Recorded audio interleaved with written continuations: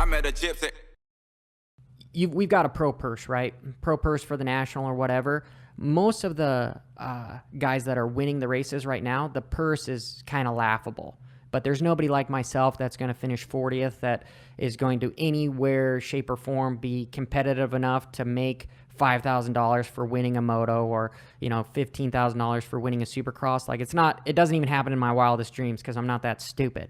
So I would say, why not take the purse money and just remove it from the Premier Works class, the 450 class, and give it to the stock class, give it to the 250 guys, so that all the privateers actually have a good chunk of change to try to fight for and race for. Because the factory guys, they've already got contracts where, granted, it's still not that much money. These guys are not making as much money as everyone thinks they are. They would obviously like to make more money, but if we have a small pie, one way would be to split it up, is give it to the smaller class, the 250 class, and let them kind of fight over it, and they would feel more apt to want to sign up and race. Because what people don't understand is the people that control this sport are not the people that are in control.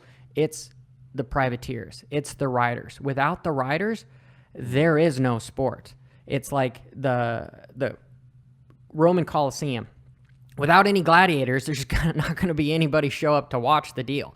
If the riders finally figure out that the risk versus reward is retarded, they shouldn't be racing, if they go and decide to quit, you've got the factory guys that are being paid good money to race. You're going to watch 5 guys race, and that's not going to be fun.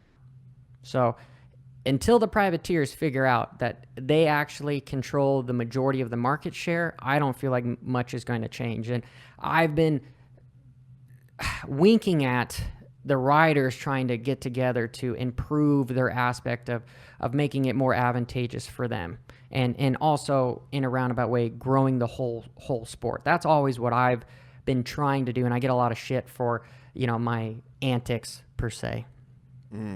So when you said that MX Sport and Veld and these guys have reached out to you, what's the, I guess, can you speak on that at all?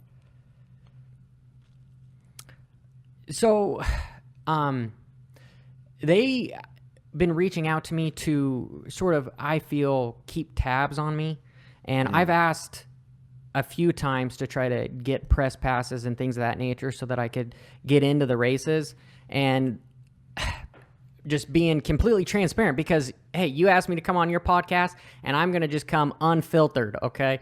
So there seems like there's sort of a gag order to not let Johnny F. and Hopper and be a part of any of that stuff. And I'm not trying to crash the sport whatsoever. I've got my own experiences and my own jadedness that I've had with my own racing, and I just want to make it better I don't give a shit what the factory guys do. I don't want to talk to the factory guys. I've talked to those guys, and they're not allowed to say shit because they are being paid by somebody else. So they can't speak. I want to talk to the freaking privateers is really what I want to do. I want to get in there. I want to help these guys out. I want to see where they're going, and roundabout way, I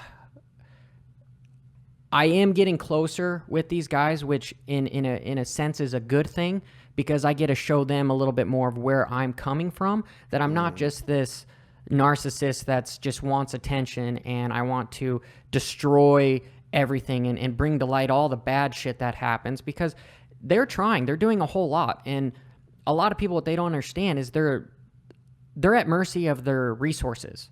Okay. And if they had an abundance of resources, everybody would be fucking happy. Look at economies.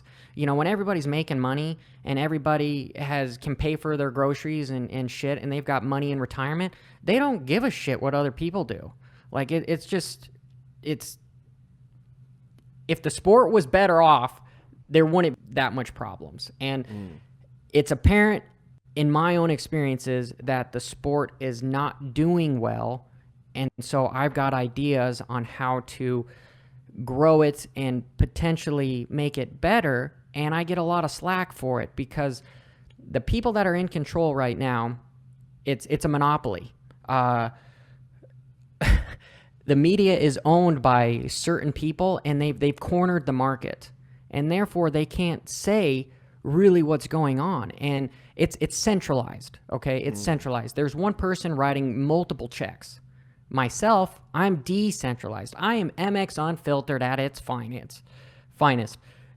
You can't tell me not to say something, but I don't want to hurt the industry by what people have told me privately to expose, because they've got more to lose than I do.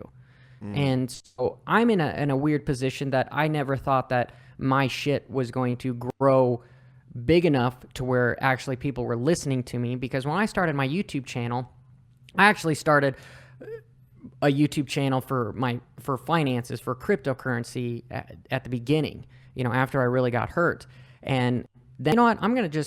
I know a lot of shit about motorcycle racing. I'm going to see if I can help anybody. And then it just kind of grew into, what? I've got a lot of shit that I wish I would have said and I would have heard as somebody getting into the sport.